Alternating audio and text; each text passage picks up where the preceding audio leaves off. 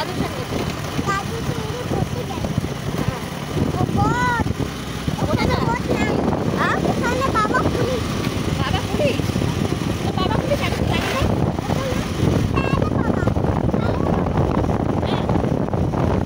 তোমার বাবা পুলিশ আমি তো জানি না। আমরা আজকে কোটগ্রাম যাচ্ছি রিটার্ন।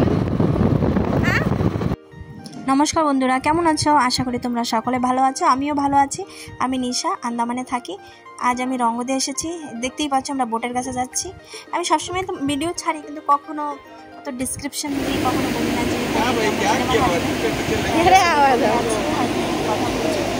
আজকে আমি দেখাবো তোমাদের যে আন্দামানে ছোট ছোট বোটের মধ্যে কিভাবে থাকে। আমার হাজব্যান্ডরা তো থাকে, আমরা তো জাস্ট একটু ট্রিপে আসি, তো সব সুযোগ সুবিধা থাকে কেমন কি সেটাই তোমাদের সাথে শেয়ার করব।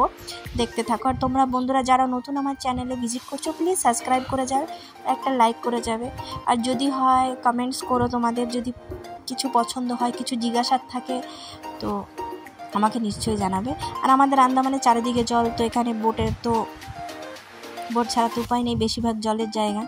তো এই যে সকালে নাস্তা এসে গেছে, নাস্তা করলাম। এখন অর্ঘ্যকে নিয়ে আমি চলে গেলাম ব্রিজে বাবার সঙ্গে দেখা করতে। আমি আসতে চাই না, তো ওর বাবা বললো, তো বাচ্চাকে নিয়ে আসলাম।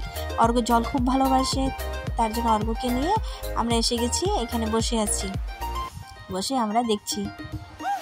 দেখো এত বিজি, তোমাদের হাইও বলছে না। ও ডুবে গেছে, ও শার্ক খুঁজছে। শার্ক টিভিতে দেখায় না শার্ক, সে শার্ক খুঁজছে। দেখতে থাকো, কত সুন্দর দৃশ্য, খুবই খুবই সুন্দর দৃশ্য। বাইরে ঘোরা হয়ে গেল। এখন অর্ঘ্য আর আমি ঘুমাচ্ছি। এই যে অর্ঘ্য ঘুমাচ্ছে। আমাদের ঘুম হয়ে গেল, দুই মা বেটার। ওর বাবা এসেছে আমাদের লাঞ্চের জন্য বলতে। তো আজকে সানডে, তাই বিরিয়ানি স্পেশাল ছিল, বোটের বিরিয়ানি, ফিশ বিরিয়ানি। তো ছেলে উঠে গেল, ওর বাবা জল দিল। শরীরটা ভালো লাগছে না ছেলে বলছে। তো এখন আমরা খাওয়া দাওয়া করবো।